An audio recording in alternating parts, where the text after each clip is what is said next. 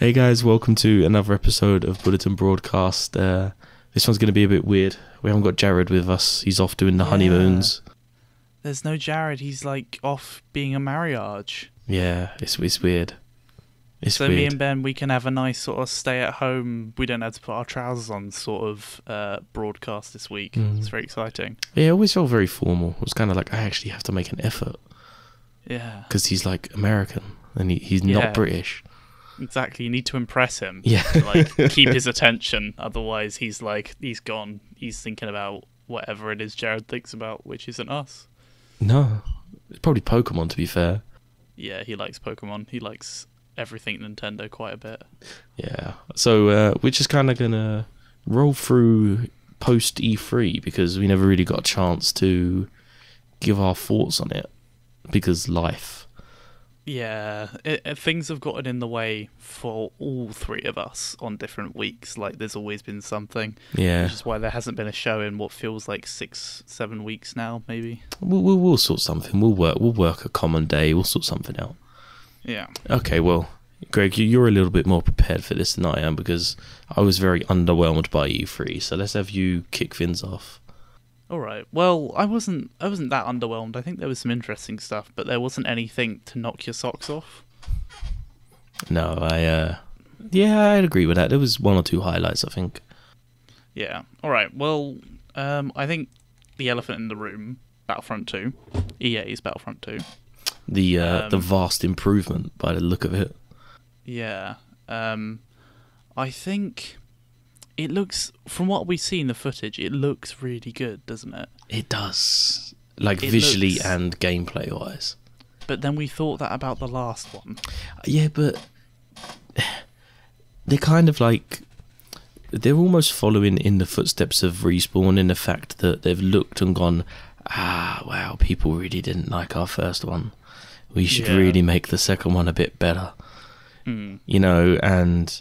I'm by no means saying they're copying Respawn, but I mean, they're doing everything that gamers want, you know. The DLC is going to be free, there's the space battles, there's Darth Maul, which is just fucking awesome. Yeah, I'm glad, I didn't think they would, but I'm glad they've added in the prequels. Yeah. As much as the films are not narratively brilliant, they have some really creative, like, visual things in those prequels, like... Visually, there's a lot of stimulating stuff going on. I mean, Naboo looks beautiful. The droids and the clones, they're good fun to look at. You know, there's a lot going on in those films visually, and that's all you really need with a Battlefront game. Yeah, as long as it's not the original reboot, I think it will be okay. What do you mean? I mean, in the sense of that, if they host a beta, because that was the problem that I had with Battlefront, is I played the beta and then I felt, okay, I've experienced this, I don't need to play this game. I don't need to buy it. You've had your fill. Yeah, and I think, I mean, they will host a beta because, I mean, it's Battlefront and it's going to be such a massive game. Yeah, I think they will. I think they want to win some trust back. I think they're going to host a beta and have a lot to look forward to that isn't in the beta. I think that's the tactic they want to change. And I think I know I keep talking about Respawn and I don't play Titanfall 2, but I like the way that Respawn run it. I like the way they do things. I like the fact that at the beginning of 2017, the DLC planned for the rest of the year was laid out. People knew, at least in part, what was coming when. And I like that kind of thing because it's like, well, it's just nice. I don't know. I like the way that Respawn are carrying Titanfall 2. I think the players feel informed. Yeah, I think a lot of devs could learn, you know, between them and Project Red. I mean, that's basically the way to do DLC. Project Red, they do, is it Witcher? Yeah, they did The Witcher 3, you know, and I mean, they're two very different kettles of fish. Like, one was paid and one was free. But from what I've heard, the size of the expansions that Project Red did, it was like owning another game. Yeah. You know, they did a DLC that was bigger than the main map of the main game, which is just ridiculous. I hear nothing but good things about Witcher 3 and its DLCs. I only hear very positive things. Yeah. So, yeah, I mean, it'll be interesting to see. I mean, there's always that. It's very obvious. It's a stigma because of the way Yeah. Battlefront reboot went down. Mm-hmm. I'm It left a bad taste in a lot of people's mouths. yeah. I'm kind of keeping my hype low. Yeah, I think if I get Battlefront 2, it'll be because enough of my friends around me have convinced me. Yeah, no, I think that will be the decisive factor for me. Yeah, if you've got people to play it with, because I didn't really have people to play it with last time, so I think that's partly why it didn't last that long with me. Ah, see. Should we address the secondary elephant in the room? Well, there's a couple of elephants in this room. Okay, well, anybody... Well, which elephant were you thinking of? Anybody who's been listening to the podcast for a little while will know that Greg has been looking forward to the Spider-Man game that's coming to PS4. I have been. So much so that you were starting to think about buying a PS4 just for Spider-Man. Well, it wasn't just for Spider-Man, but that was the tipping factor. It was the tipping point, yeah. It was the tipping point. So Well, I've since discovered, actually, that I thought Spider-Man was coming out this year. It turns out it's next year. So I think I'll hold off until next year for a PS4.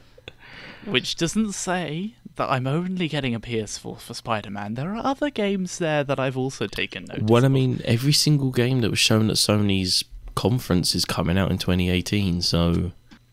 Well, there you go. You know, there's a lot to look forward to. No Last of Us 2, which was kind of weird. I expected something. Well, that's strange. I mean, I don't follow it closely, but I thought that they'd been dropping hints about it recently. No, they've announced this there. It's a confirmed project. They've had the trailer for it. The trailer was amazing. Yeah. Absolutely awesome. Like, Joel came in and Ellie's sitting there playing guitar, which was cool because in the first one he was like, I'm going to teach you to play guitar at the end. So it's like, oh, he actually kept his word. It kind of touched your heart a little bit. Yeah. And then there's like bodies everywhere, and it pans around to Ellie and she's covered in blood. She's like, I'm going to kill every single one of them. And then it just cuts off and you're like, whoa, okay, cool. Spooky. Yeah. But, okay, Spider-Man, what did you think about the QTEs? Let's get that one out the way. I'm one of the people who thinks that they don't necessarily always detract from gameplay as long as they're done right. Mm-hmm. And I'm also very aware that if you look at the original 3 Spider-Man movie games, they all have relatively frequent... Well, I can't remember about the first one. I believe the second and third one do have relatively frequent QTE moments. So you jump on a car, you got to do QTEs. And in the third one, certainly, a lot of the missions have QTE set pieces, so you can see Spider-Man do something impressive and sort of feel included. I mean, I don't think QTEs are brilliant as a concept, but sometimes when the gameplay can never deliver on what the character technically can do, so like in Force Unleashed as well, I think they can be a good thing. Go on. It depends. I agree with you. It does depend. I mean, like, the way I kind of always think of it is, do you watch any anime by any chance? I watch bits and pieces. My girlfriend's quite keen on it, so I'll sometimes see some anime. Like, I've watched anime and read the mangas of same animes. Right. And I always find that reading a fight is very different to seeing a fight. Yeah. And that's kind of how I imagine QTEs is like, depending on the situation, you know, there's certain things that Spider-Man can do, you know, his reflexes, his acrobatic skills, that players would probably never be able to recreate in-game. Yeah. And I feel like, in terms of watching the spectacle of Spider-Man, at certain points QTEs are justified. Mm-hmm. As long as they aren't used where gameplay could be used, if you get what I mean. Yeah. I mean, so the one in the trailer was where he jumped for a helicopter, didn't he? And he had like a mini fight with the main villain. Yeah, he had like a helicopter moment, and he like stopped something from happening with some web. I don't really remember. I saw it like in an early morning one day, like 2 weeks ago. Yeah, I remember he stopped a helicopter from falling onto the ground by like shooting web between two buildings. That's it. Yeah, yeah. And I think he's always doing that, Spider-Man. He's always saving people with his web. Yeah, I look at those kind of situations and I think, that's part of what Spider-Man is, and I don't think you'd be able to recreate that using a player input. Mm-hmm. I feel like those kind of situations, QTEs are okay. Yeah. It's when it like starts becoming like QTE combat. Exactly. That's when I don't agree with QTEs, because I feel like that can be handled, especially because Spider-Man seems to be using a combat system similar to the Arkham series. Yeah. Just from kind of seeing the gameplay. Most people have said that from what I can tell. It's I can see the similarities. Yeah, it's very bouncy forward between different opponents, and I can't remember. There's nothing wrong with that. I mean, that's a very, very good combat system. Yeah. So I feel like as long as there aren't combat QTEs, and as long as they're QTEs of Spider-Man feats that would just be absolutely ridiculous to do as a player input, I feel like it'll be okay. Mm-hmm. I just think QTEs are one of those things that they always make people's hairs stand up, don't they? I think it's a bit of a trigger issue for gamers. A lot of them. I think a lot of people. I mean, I've done it in the past. I mean, I think the game was called Ninja Blade. Me and Ozzy played it for Brits and Suits once, and it was a very QTE heavy game. And I was already preset because Ozzy liked it on having a go at the game anyway. But like it had QTEs, and I used that to bash it quite a bit. I mean, the game may have been fine. I wasn't that interested in it, to be honest. There was a spider, and that was cool. But it was quite a hack and slashy sort of game with quite a lot of QTEs. But yeah, I don't know. I think that's the good area to stand in. I think as long as they're using it in good context and when it's in their judgment a good time to use it, go for it. But it looked like the combat looked quite Arkham Knight-y, and it looked quite fun and fast, and it's sort of what Spider-Man kind of needs in his combat anyway. Yeah, he's a very spry character, isn't he? He is. He's an agile boy. He's healthy. He eats his broccoli. Okay, you've done two. Let me chime in with a game. A Way Out. This was the co-op prison escape game from the guys who did A Tale of Two Sons. Mm-hmm. I just like this. I like the look of this game so much. Anything that involves strategizing with a teammate, especially to that kind of level where you've got the, distraction and then carrying out the task that you have to carry out. Mm-hmm. That kind of shit sells me. And I don't know why it's one of those games that I can't tell you why I like the look of it. Yeah. But it hits a chord with you. It just hits a chord, and it looks good. It looks good, the whole kind of co-op I read thing. about it. Yeah, I read about it somewhere, but I didn't chase it because it didn't appeal to me, because I don't see myself ever being in prison, so I don't think I'll ever need to learn how to escape. So clearly, Ben, you and I have different life expectancies, and what we see as potential learning curves for us. But I don't know, it's interesting. Any sort of game that focuses on, so like Payday and a very co-op oriented, this is the objective, here are the ways you can achieve it, but use your brain sort of thing. Those games can end up being really, really excellent games. Well, can is a key word, I feel.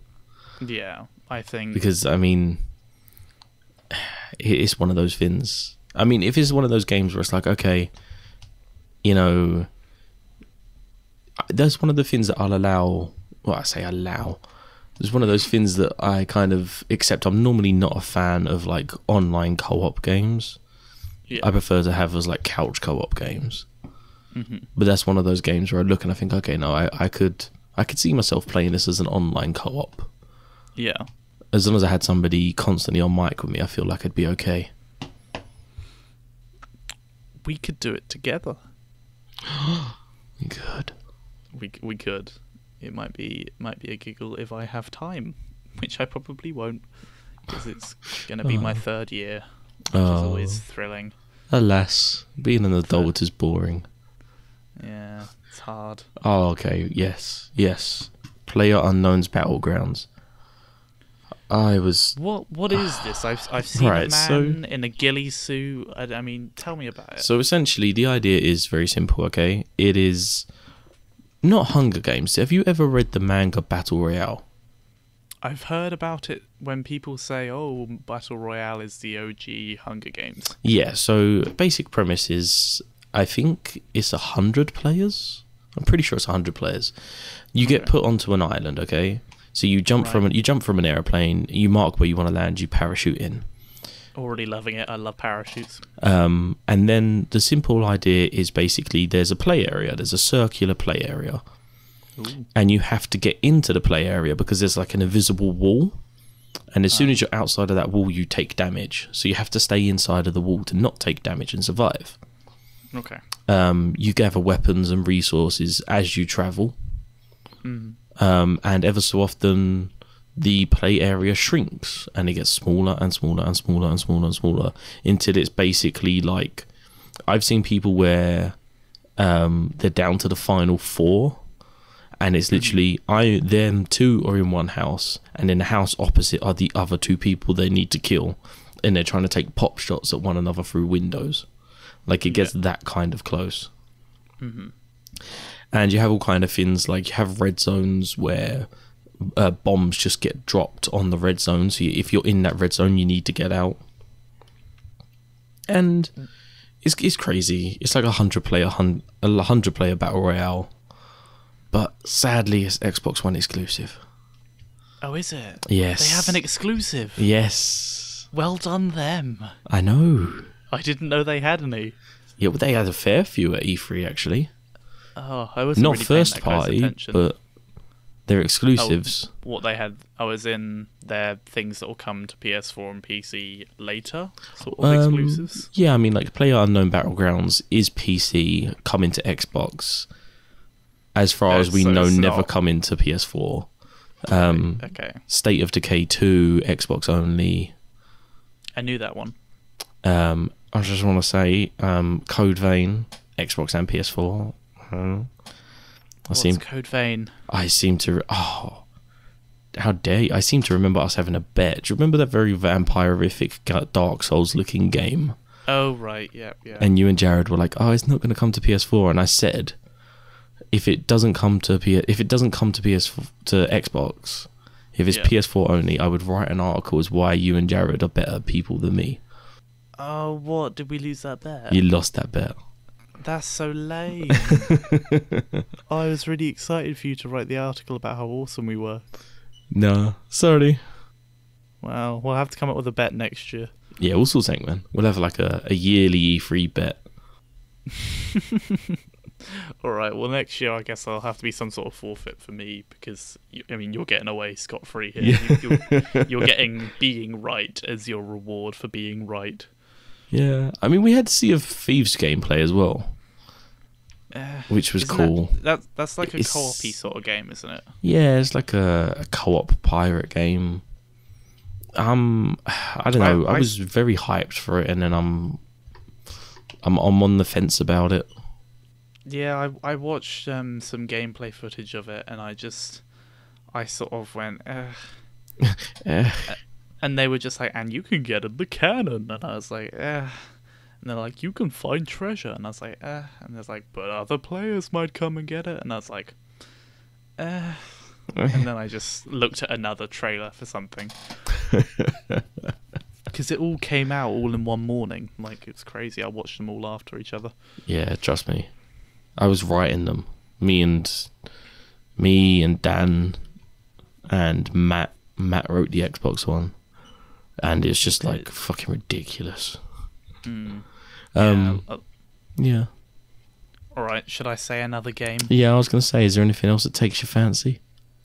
Let's talk about Assassin's Creed Origins. Or Origins. Please, because I've actually not seen anything. I know that the rumours were true and it's Egyptian and yada yada. My name is something, and my hometown is Siwa. It is my home. but it is not what I remember it to be. Isn't He like he walks over to his home, and there's like a man in his home, and he's like, they built like a temple or something, and he goes in there and he kills like 6 people, and also he is a bird. That's pretty much it. Assassin's Creed Origins in a nutshell. Yeah, no. Isn't some form of boat mechanic back? It's not much more complicated from what I can tell anyway. So do you remember in Assassin's Creed 2 when you were in Venice and you could get in a little rowboat and you row it? Okay. That's pretty much so it. It's not the sea battles people were hoping for. It's merely transport. It's just from what I could tell, it's just transport. But you have an eagle nearby when you're in it, so that's cool. Right? Sweet, yeah. I mean, I'm totally gonna lay my money down for that.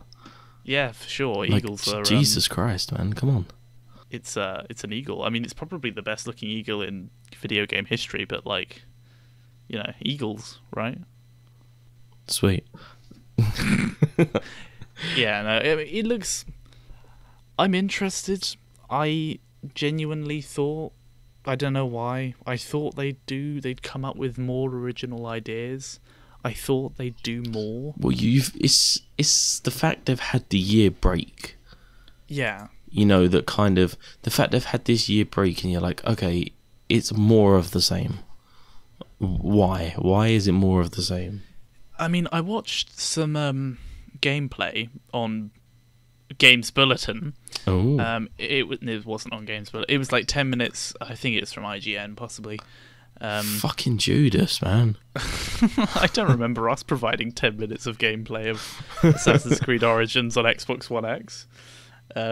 So yeah, I had to switch sides briefly, and I watched it, and it felt familiar. Like everything looked exactly the same, just with he is an Egyptian man in an Egyptian setting. It sort of looked quite similar. I mean, I'm interested in they're switching quite heavily, supposedly, into a more RPG-esque sort of mechanics. Like they're going hard on that, and that was one of the best things about Unity, that they went quite hard on it before.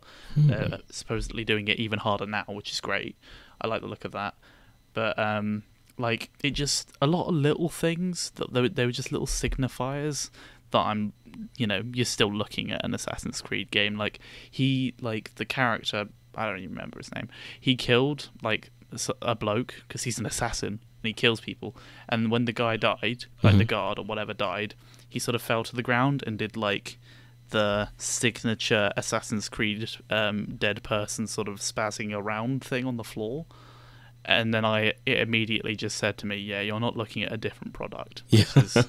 This is still Assassin's Creed. This is not new, really. I mean, it's obviously new, but like, you know, you're not looking at some huge gear shift or anything. Yeah. That's a shame, really, I think. It is. It doesn't help as well that I think the eagle mechanic looks stupid, because you basically just turn into, instead of having a minimap, which, you know, it's interesting that they're trying to get rid of as much of the UI as possible, because, you know, if a game can make their UI seem very unobtrusive, or indeed, you know, can integrate it into gameplay, so e.g. Dead Space's health bar, it's on his back. I like the idea of getting rid of a minimap and, you know, trying a new thing, but it's just like you turn into an eagle and fly from above and sort of tag everyone. I mean, why could you not just climb a slightly higher structure and survey the area? Well, I guess the problem is that Egypt, from what I know, which is very little, in a lot of places was not that built up. I mean, obviously they had cities that would have been built up. It seems like the map's quite big as well. They did seem to be inferring that there was a lot to explore. And I imagine they were going to go for a sort of strategy like they used to do, like in the old, like Assassin's Creed 2, Assassin's Creed 1, where they have different areas and different cities that are in like their own contained bubbles rather than one big wide world. Okay. Yeah, I remember that from 1, actually. You had to kind of progress through, didn't you? Mm-hmm. That's the impression I got from the gameplay I saw. but that was a while ago and also early in the morning. So I might be misremembering. But yeah, that was Assassin's Creed Origins. And it was on the Xbox One X. Ooh. That thing that they did. Oh, which go is on. not called the Scorpio anymore. Should we the Xbox One X. Should we discuss that a little bit? Because Yeah. I feel like true 4K was this E3's catchphrase. Yeah. Yeah, we can make a true 4K, guys. Look at our little 4K baby. And then they presented Assassin's Creed Origins as their 4K baby. And, well, obviously... And Forza 7. And Forza 7, which I feel like when I watch those videos, it doesn't help because I'm not watching it on a 4K TV. I'm watching it on a regular loser 1080p TV and all of that. So, like... you don't get a good impression, but it looked normal to me. But I guess it was because it was on the TV. But, like, it's not representative, so I don't know how it really looks. It's just kind of like... how long do you think, or do you think they will ever get to the point where they have games that are only released on the Xbox One X? Same as the PS4 Pro. I think in some ways, obviously you're going to get better products, but they're not going to do it because they're leaving behind quite a few people, and Xbox have already got a bit of a deficit in terms of player count compared to PlayStation. They can't really afford to leave behind the people that actually invested in their console. Okay, so let me ask you this question then. Yeah. Who would pay £500 for a 4K console when this is, the only difference is going to be that you get to view your game in 4K where everyone else has to view it in 1080. It'll also probably load faster. Right, but if something's got 6 teraflops, which I don't know how much that is, all I know is it's a shit ton more than the PS4 Pro. I think the PS4 Pro is 4 teraflops, possibly. So... Possibly. That kind of graphical power, could you imagine the kind of superior games that you could create if the game was aimed at the Xbox One X only? And you know what I mean? Like that's why I can't see myself laying down £500, because I'm basically paying £500 to play the same games in a slightly higher res with a slightly quicker loading time. Well, this is the thing. Microsoft have walked themselves into a trap of their own design, as in, if Xbox One X can't actually reach its true potential without leaving behind all of the Xbox One people, and all of the Xbox One people are going to be really fucking offended if they start getting left behind. So they only have a choice, unless they have some crazy third way in front of them that I can't think of. I can only see them making choices that's going to offend one or the other party in this situation. They're either going to underwhelm all of the people who put 500 quid down, or they're going to upset 20 million, I don't know how many people who've only got an Xbox One because they're not made of money, and they can only really get one console in 5 years or whatever. I mean, that's kind of like the PS4 Pro. It was one of those things that when it came out, everybody's PlayStations, they were 4 or 5 years old, and they were starting to mess up a little bit. And it was like, okay, I've got a 4K TV, $350 for a PS4 Pro's not bad. Yeah. It's not really terrible, because if you had to buy a new PlayStation, if you had to buy a new PS4, the console itself's $250. And there were bundles that were $350 with 2 games. Like, okay, that's not too bad, really. But a 500 seems pretty hefty compared to that. And well, this Xbox One, this bastard I'm looking at right now, that cost me $450 when I bought that. Wow. I got it a week before the price drop. The first price drop, which dropped it by like 100 quid, and about 6 months before they dropped the Connect from the bundle. So, yeah, you're livid. Yeah, no, I wasn't happy about that. Wow. I'm still waiting for Major Nelson to come and give me like a hug or something, because I feel he owes me.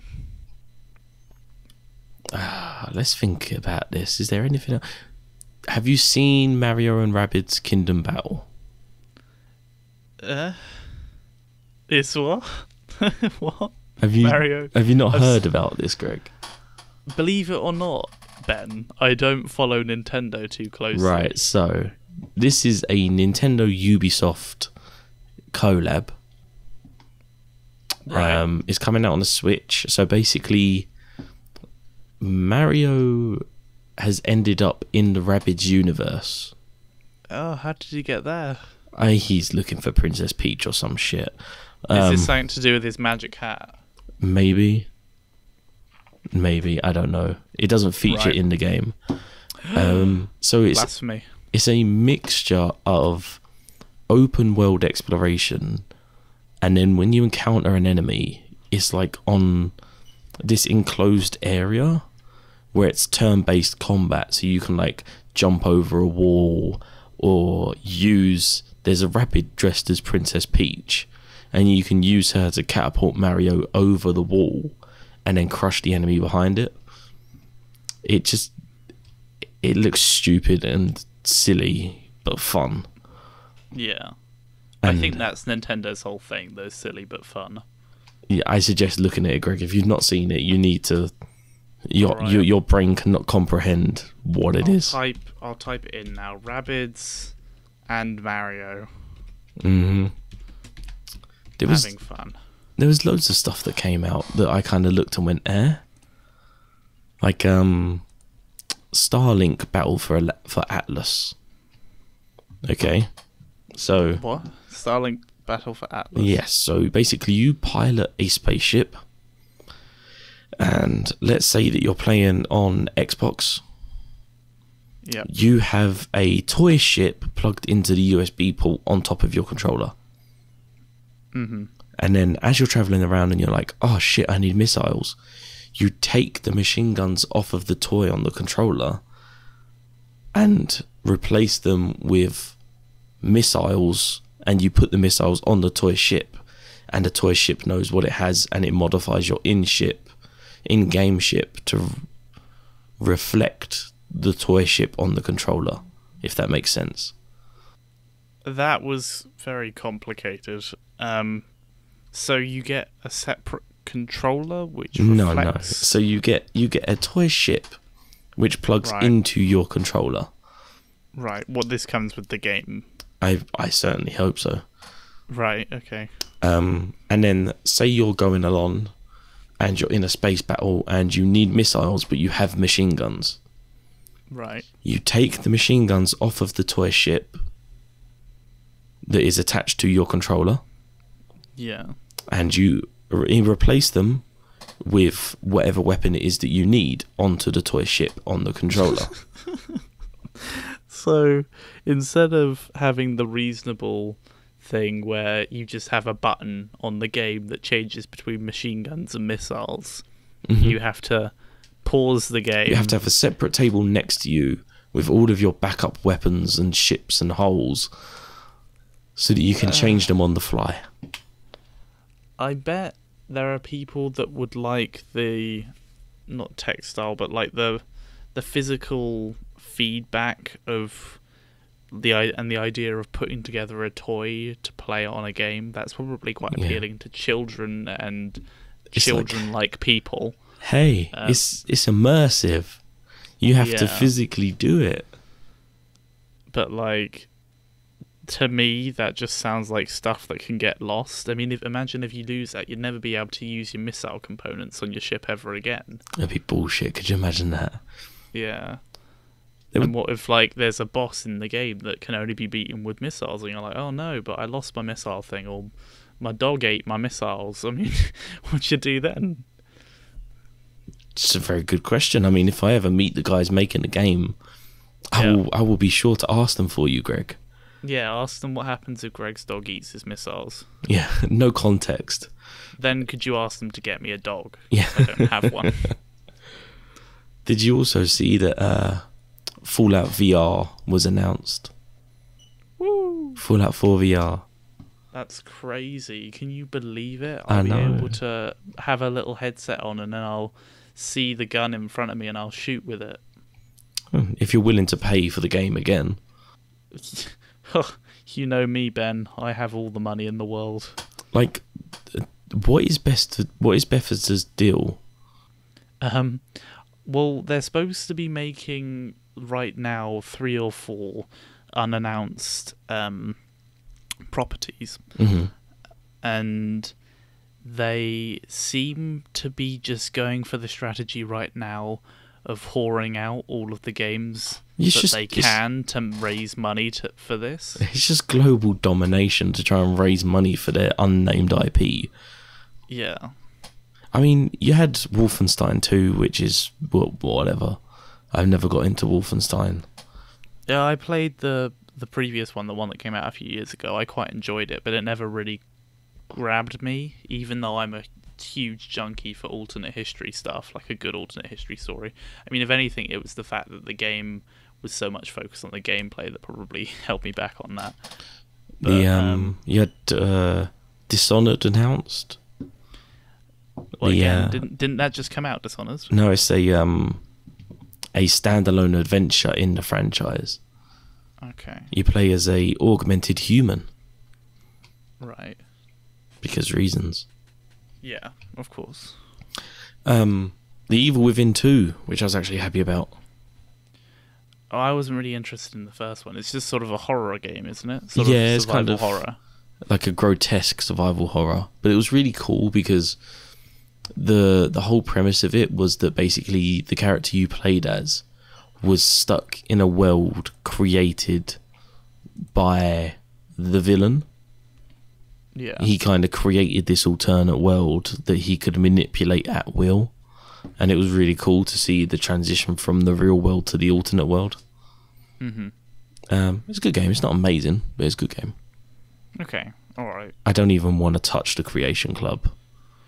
Yeah, I've not... I want to read into that because the paid mods idea, it seems to upset a lot of people. I mean... And... Right, so the premise behind Creation Club is this, right? Mm-hmm. Bethesda will have trusted modders. Yeah. Both in-house and third-party. Mm-hmm. Those trusted modders then put up mods onto a workshop. Yeah. You then buy credits with real money and use said credits to purchase the mods to then be able to mod the game. And the modders get paid? I would assume so. See, I don't actually see... I fundamentally don't see the issue here. I really don't. I mean, it's one of those things. It's like contracting. Like, would you be mad if you found out that a developer you loved contracted a smaller development team to help them on an IP? No, not really. And it's basically the same principle. You know, people want mods. Okay, fine, but you know, we need a team regulating the mods to make sure they're not ludicrous and they're not infringing on copyright. Yeah, but and that's kind of what that's funding. Because the previous time that they tried to do paid mods, the problem was that they were making it so that anyone who wanted it could be paid. Yeah, for exactly. Their mods, but they could be people who's just made a Spider-Man mod or something like that. So you look like Spider-Man in Skyrim, which obviously that has a lot of grey areas in terms of legal concerns. Whereas this seems like a nice middle ground in that Bethesda can have curated, trusted people coming in who are going to be like, oh, this is my, you can go to Denver, personally created DLC or whatever, and you give me $1 for this, and it'll, I'll make some money for my work, and I'll be noticed for my work, and you'll get to play this really well or organized and curated piece of fun. I mean, sorry, go on. The only problem I can presently foresee is that this will mean that Bethesda might get tempted to try and squash the people who are making free mods, or indeed the free mods people, might be squashed inevitably by the fact that there are the correct or the official mods, and the unofficial mods might be put out of the limelight because they won't have the equality that was previously existing. I think that's the worry. I don't think the worry is from console gamers. I think the worry is from PC gamers who are used to free mods. Mm-hmm. So as soon as a free service becomes paid for, everyone's like, whoa, hang on, wait, what? You know, It was the same kind of thing when PlayStation brought out the PS4 and announced that you had to pay for this subscription for gold, like for PlayStation Plus. Yeah. To be able to get online. They were used to PlayStation being the free one, whereas Xbox were the paid one, So I think it's that kind of principle. I think it's obviously fair and right that people should question why they're suddenly paying for something that they've been getting for free the whole time. But if you really look at it, it's kind of a win-win-win for everyone. Like, everyone wins. Because the modders you love will be able to make a living, or even just cost the time that they put into for these mods, and then they'll be able to make them better as well. And, I mean, sure, you're losing a bit of money out of your pocket, but I doubt the modders are going to be allowed to charge extortionate amounts. And even if they are charged extortionate amounts, you know, you just don't buy it, I guess, and then the modder will drop the price. That's how the free market works. Yeah, I mean, the people always have the power. Yeah. Obviously, Bethesda's probably... if they must be taking a share of it, a cut of it. They have to be. You have to pay to be a curator or something. There has to be some kind of monetary gain for them. Because Bethesda are going to need the manpower to maintain and curate, and they're going to need the money to fund the whole process. And also, they like money, as we just discussed a few moments ago. But even then, I don't see the problem in them making a bit of scratch, because, you know, to me, looking at it without too much research, I don't see it as a bad thing. It sounds to me like they're solving the problems that existed last time in terms of legal issues, and people don't have to charge for their mods if they don't want to. You know, they don't have to go into Bethesda's special club. And, you know, people don't have to buy the mods if they don't want to buy the mods. It sounds harmless to me, but I'm sure if I were to properly research it, there would be well-reasoned arguments against it. I'm sure there is. But on the surface, I've always thought that modders should be able to monetize their work, because I think if you really look at some of the mods out there, they're really fucking good. There's so much time and effort that goes into them, and you know, I feel like encouraging that can only be a good thing. Yeah, I mean, you know, to have a human team there regulating these mods and making sure they're not just like shitty asset flips or something like that, you know. Yeah. Then to me, in my head, I'm like, no, that's fine. Mm-hmm. You know, if YouTube turned around and said to me, like, I mean, I watch a lot of YouTube. It's my sole source of entertainment. I don't watch TV or anything like that. Yeah.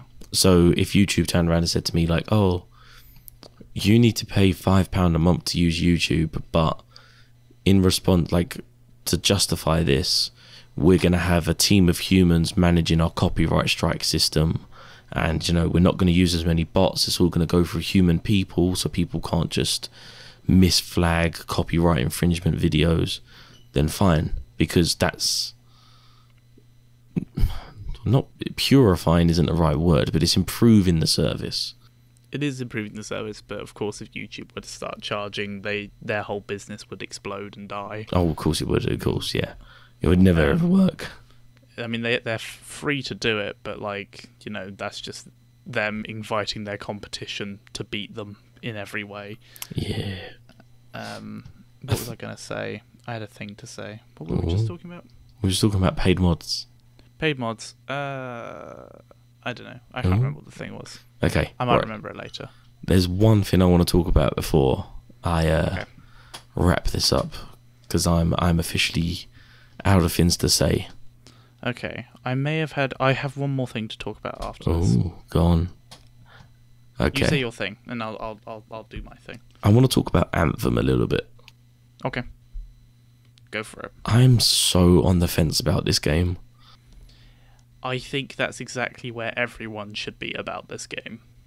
You know, I mean, let's not get into the scripted mic commentary. Let's avoid that. Yeah. Yeah, on the surface, it looks like a fucking good game. Like, physically and gameplay wise, it looks stunning. That whole transition from air to water back up was amazing. It was very pretty. But at the same point, I'm so used to being suckered in with the best parts of a game in a trailer that I'm kind of sitting on the fence. Obviously, look at these things with a pinch of salt. We know that virtually, well, not virtually all, but a lot of these trailers and even gameplay trailers they show end up being very heavily tweaked from the actual reality gameplay experience that will be offered. Mm-hmm. But it did look interesting. I think... Go on. I heard a lot of Destiny comparisons with it after I'd seen the trailer, and it didn't scream Destiny to me. It was a bit Destiny-like. To me, it screams The Division. But I think that Division fundamentally had a nice idea there, and I'm interested to see what they produce with Anthem. I hope it's good, but I could see it going either way quite easily. I mean, if it's... Part of me, I never enjoyed Destiny, but part of me wants it to be like Destiny, you know? I mean, if they turn around and say, okay, you have this entire planet, but you can explore wherever you want, you can team up with people, you know, I would be down for that. That would be cool, you know? We had this kind of... I didn't think about it until I watched Outside Xbox talk about it, but in the trailer there's a bit where they run through the storm, and then they jump into the heart of the storm. There's kind of like this weird portal-looking thing in the middle of all the wind. Yeah. And Jane, I believe, Jane, she was like, oh, it might be the way in which you join a public event, like you did in Destiny, where you had to kind of stand around. Okay. Rather than standing around, maybe you had to physically get through the storm and get through all of the obstacles to get to the entrance to the public event. That would be good. I'm always interested in creative ways to try to step around the loading screens and the, you know, things like that, the lobbies and all of that. Yeah, I think that's what was cool was like with Naughty Dog do that a lot. So you haven't played Uncharted or The Last of Us, actually, have you? No, I have not. So they do this thing where, say you're transitioning from one area to the other. Yep. There'll be an obstacle. There'll be like a plank of wood that's in the way or something. It'll be too heavy for one character to lift. Mm-hmm. So you'll go up to it and you'll press X. And then it will ask you to repeatedly tap X. And what it's doing is loading the next area as you're lifting this obstacle. And that's the way they get around their loading screens, is that rather than having a loading screen, they have like this mini event that you have to do where you have to repeatedly press this button to take away from the fact that it's actually loading the next area, and the next area isn't ready until you finish removing this obstacle. Mm-hmm. And I thought that was really cool because it's just nice. It makes the gameplay feel really smooth. Like, even though you know... Like, once you know that that is their way of loading the next area, it doesn't really... it doesn't play in your mind. You don't sit there and go, oh, this is a loading screen. You're like, oh, yeah, cool. You know, I'm in the world. I'm moving things around. I'm doing this. I'm doing that. Mm-hmm. So that's cool. I like those kind of things. All right, yeah, I like them too. That does sound good. The one thing I apologize. My brain is like all over the place. I have such a disgusting cold. It's unreal. I'm sorry to hear this, Ben. The one thing I'm worried about with this game is that I don't want it to go down the route of The Division, in the sense that it becomes elitist. Yeah. You know, it's what I'm hearing with For Honor. a lot of people are saying it's hard to play on For Honor because some people, their skill level and their gear level is just too high. Yeah.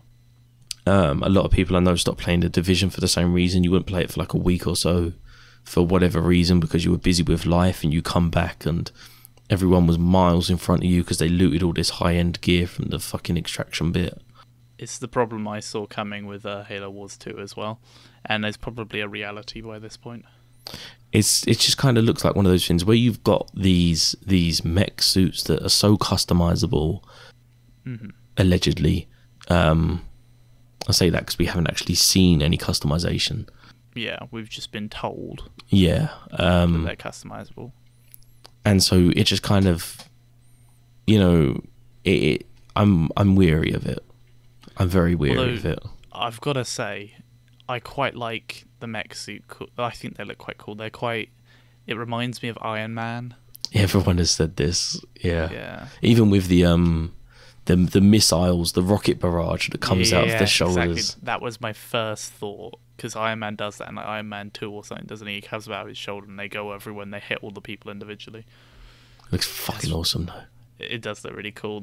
I never thought I wanted to be Iron Man until I saw that, and I was like, oh, okay, actually, Iron Man has a really cool life. I don't know if it's since starting writing about news articles about games and stuff, but I keep my hype in check so much these days. It's unreal. You've got to. I think if you follow all of this, if you follow all the games media stuff, you end up keeping your hype in check naturally, because you're exposed to the hype all the time for every game, and you see all of these games come out and you go, that did not deserve any hype, and it automatically hype reigns in your hype for you. You're like, it's a human reaction. You just know. Oh wow, sorry, I was sitting here, I got a notification on my phone. Apparently they're now selling limited edition gold and silver PS4 consoles. They're alright. I'm alright, thanks.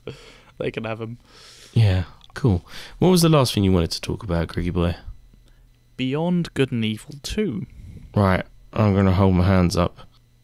You don't know about this one? I know of it. Yeah.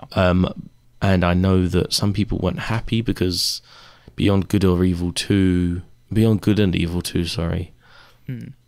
is a much more R-rated version, and there seems to be a lot more profanity, which some people weren't happy about because apparently the original didn't have that. So I've never played the original, so this is all you, sir. I've played.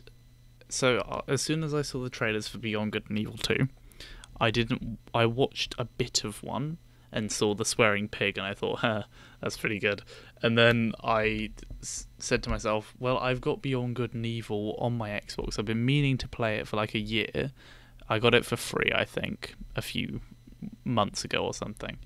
Because I've always known that it's a cult classic, and those can be right up your street sometimes, like if they're just right. And I played it, and it seems like very much a game of that generation. It's very video gamey, if that makes sense. Save points and that sort of thing. I imagine it was groundbreaking for the time. Yep. But from the 2 hours I had with it, nothing was shocking about it to me. But I think the second one looks really interesting. And I've heard it called, the most ambitious game of this year. It's like, they've got all of this going on. You're like a space pirate, and you can go to different planets, and you have like spaceships, and you can work your way up and all of that. And there's all this very customizable and open and RPG, and supposedly a lot of freedom of choice. But they do qualify that they're actually not that deep into development. No, he's still got like 6 years or something, isn't it? Well, they've been working on it for like a decade, but they keep changing it and reiterating and things, and now they just have, from what I can tell, this boatload of ideas that they're now trying to implement everything in. But they qualify that not all of this may be deliverable by the end product, and that we shouldn't expect it for a while yet. But I mean, it looks interesting. It's one to watch. It stole the show, didn't it? It did. A lot of people talked about it, and I think for good reason, because they have quite an interesting looking world there, and it seemed like one of the most unique things going, and one of the only games that really seemed quite brave. Like the rest of them seemed quite calm. I don't know what the word for it is. Yeah, well, they were. Everything else seemed very run of the mill. Even Anthem, which was probably like the next biggest hype that came out of E3. Like we said, it's still slightly like Destiny, slightly like the Division. Yeah. Put it into boxes. Yeah. And this is one of those problems that, like, because a cult classic's getting a sequel, everybody's really hyped, when in reality all we've seen is a CGI announcement trailer. Yeah, and a bit of pre-alpha footage of a monkey on a jetpack. Yeah, nothing kind of amazing. There's no core gameplay. Yeah. There's no mechanics. There's nothing like that. Yeah, nothing indicative of the final product. We don't. They don't even know how close it'll be. All I can say is based on my hour or so with the first one, it had a lot of cool music. It had quite a nice setting. I don't see the problem with swearing in it. I think, it seemed like quite a family sort of game, the first one, as in it's sort of like a child-friendly platformer, if that makes sense. Yeah, but I mean, I can understand the profanity, because it's kind of like those people who played the cult classic are now at the stage where they probably use that kind of language. Yeah. And so it's kind of like the franchise has matured with its fan base. Yeah. Which I think is a good thing. Yeah, to me it makes sense. It should grow with its fan base. Yeah. But I think Jetpack Monkeys anytime. Jetpack Monkeys anytime. I think people are probably worried about, contaminating the original vision.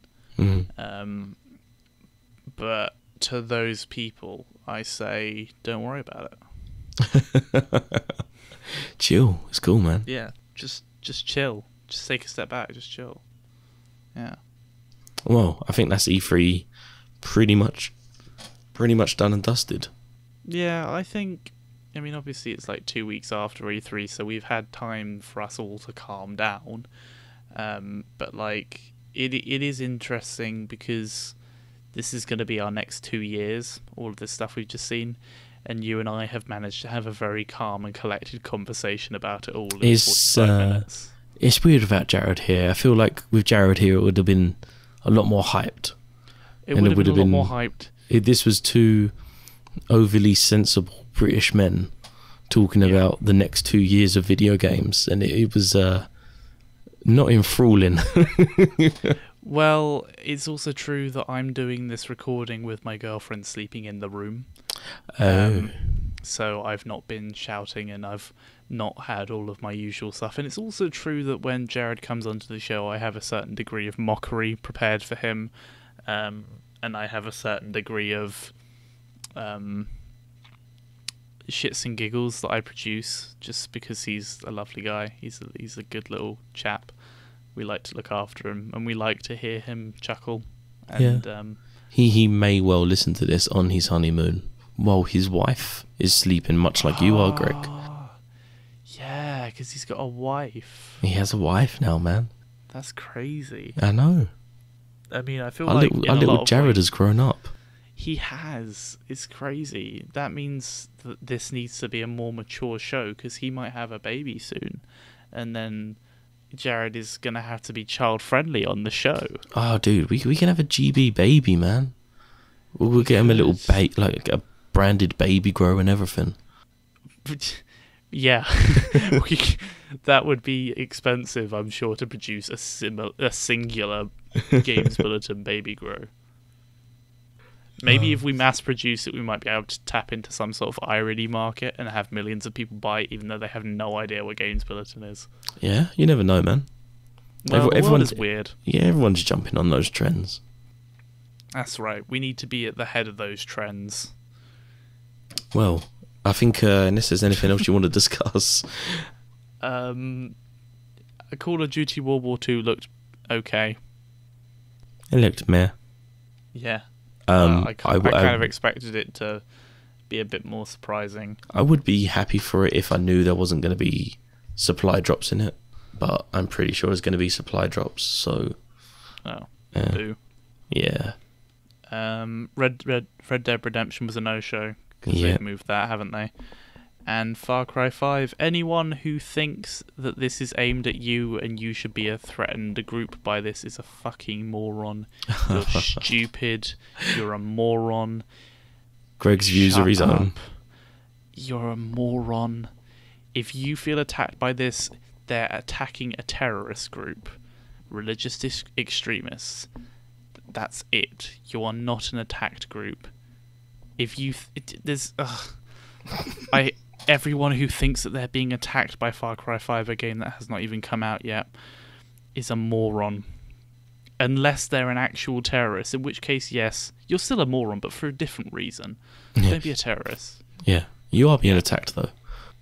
If you're a terrorist, you're being attacked. You're being lambasted, because it's controversial to attack terrorists now, it seems. Now, the game, from what I could tell, from what we could all tell, which is not very much information, it is about these cult people with guns in the American Midwest or whatever that are killing innocents and kidnapping people and things. If you feel like you associate with those ideas, and you're a very, very tiny minority if you associate with cult leaders that kill people, then... yes, you should feel attacked. Because that's a dick move. Don't kill and kidnap people, please. I mean, you can follow a cult as long as it's one of those harmless ones. Yeah.